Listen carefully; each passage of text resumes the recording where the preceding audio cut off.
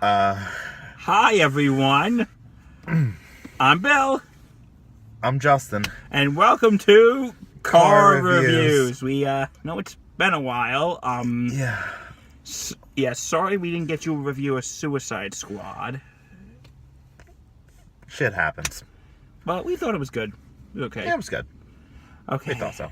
Alright, so anyway, we're here to, we saw... We saw Sausage Party. Yeah, it's a, interesting film, for lack of a better word. Okay, so let's like just go over the film. So Seth Rogen's latest movie, animated movie, sort of like an R-rated Pixar movie, involving a bunch of food who believe that when they're selected by people in the grocery store, they go off to the great beyond, which is basically their version of heaven, and they live happily ever after. Yeah. That storyline was actually kind of clever. Only the sausages find out that that's not the case. They are actually gonna be brutally murdered.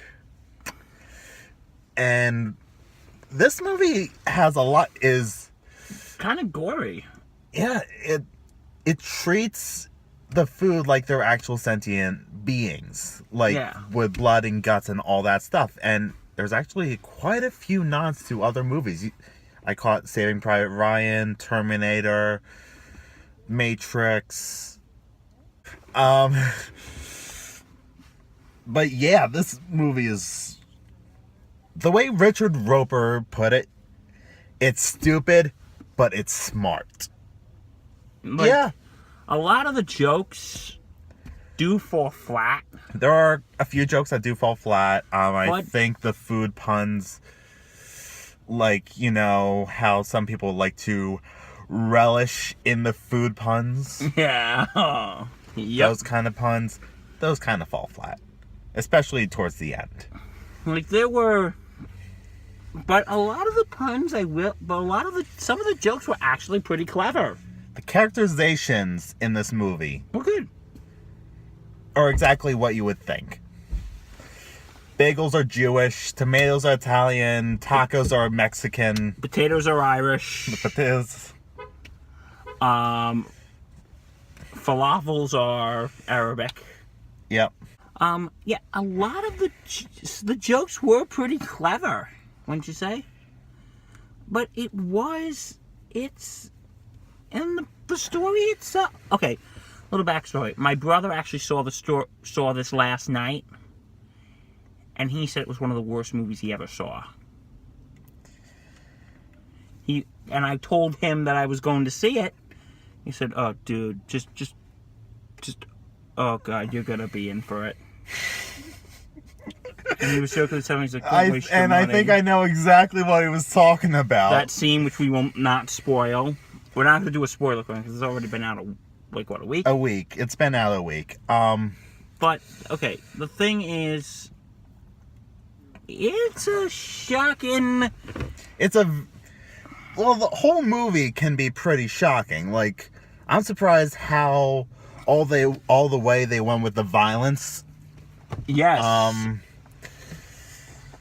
I mean, people die in this. Not just the food. People die. And they don't just, they actually show some of the deaths. Mm-hmm. And this movie, okay, this is very shocking. You know what I did find shocking? Okay, this might be a little irrelevant. What?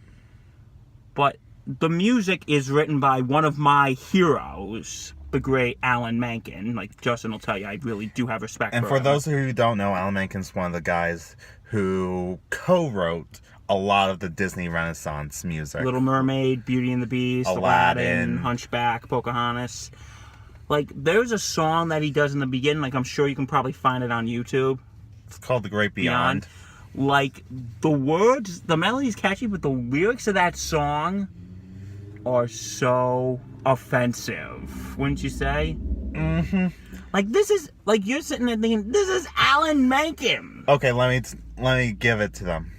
Like, I'm Um, not saying it's a bad thing. I'm just well, saying, this movie's intended to offend everybody. yeah, like they don't just, like that. I can kind of, Sort of like South Park. They offend everybody. yeah. But there's sauerkraut in this movie. And they portrayed the sauerkraut as Nazis who hate juice. And there is do you mind if I spoil just one joke? It's saying, Sure.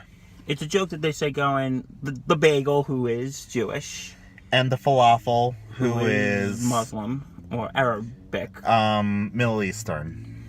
Yeah, and they were talking about, like, why can't you have your eye and we'll have my eye, which is a, reference to the whole Israel-Palestine debate. And it's also when he goes, well, the sauerkraut kicked us out, and, then we had to find for our homeland, which is a reference to after World War II when the Germans escaped from Nazi Germany. And then the UN the creation of gave Israel. The Jews Israel. Yeah, that was, but okay, well, what I was saying in the beginning is that what I was saying about the song was, you would think, this is I'm not criticizing the song, I'm just saying, it's shocking that the guy who wrote Under the Sea, Beauty and the Beast, A Whole New World would write something And Star Spangled Man. And Star Spangled Man from, Captain America, the First Avenger. like, you would think a guy who writes music for movies that are originally, for kids would write something this, for adults. Well, I'm not saying it's a bad thing. It's kind of interesting, actually. Fascinating. That someone that you wouldn't think that someone would step out of their comfort zone. Good job, Mr. Menken. Well done. And Menken actually co-composed the music throughout this movie. Yeah, the score was very good. The score is great. There's a lot of popular songs in this. Yeah. Meatloaf makes a little bit of an appearance. I would do anything for love, but I won't do that. And they actually had a thing of Meatloaf who looked like Meatloaf sing. That was actually clever, wasn't it? Yeah. And okay, there is one of the big problems I had with the story. Okay, there was this douche. No, it was an actual douche. like a feminine hygiene product douche. Yes. And who is a douche, by the way. Yeah, well, they were trying to go out, they fell out because Frank was trying to save Honey Mustard. Yeah. Frank's the main character, the main hot dog, sausage, whatever. And because Honey Mustard was telling them the Great Beyond is actually a horrible, horrible place where they're all gonna die. And they're all thinking, you're crazy. And then Honey Mustard tried to commit suicide. And everybody falls out. And then the douche bends his tip and swears revenge on Frank and his girlfriend. Okay. It was a hot dog bun. Okay. The thing is, I was telling Justin this, and we can agree to disagree on this one. Mm-hmm. I just feel like he was not needed. I thought it was fine. I just don't like this film was doing fine. Like, you could have cut him out and you went, and I would have been satisfied with just the story of them with the Great Beyond. That I would have been completely satisfied with. Yeah, but that would take away a good 15 minutes of the movie, and the movie would only be an hour 15 minutes and would be nothing more than a TV special. An R-rated TV special. Like, this is something that could have, like, you could have, okay, maybe this would have been a little out of left field, but you could have maybe showed him near the end, because therefore, like, I was more concerned on what was going on with Frank than what was going on with him. I don't think that would work. It's usually not a good idea to just, like, throw your villain into the third act with no warning. Yeah, like, The Dark Knight actually made that mistake with Two-Face. That's another debate. That's another debate. Fan Four Stick's another example of that. I've never seen it, but I heard that's a major complaint. Let's not get into that. I just do feel like he wasn't never real. that he was not really needed. Like the story about the Great Beyond, that was fine. That was absolutely fine. Like one of the complaints, and even Doug Walker said a complaint with this movie, movies that don't really need a villain.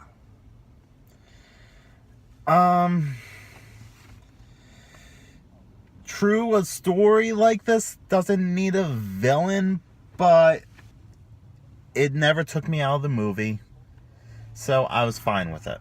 Okay, we can agree to disagree. But overall, okay. Let's say what my brother. Okay, we're gonna go off what my brother said here. He said he thought it was bad, and I think I know why. There's this one scene which we at the very end that is so shocking. So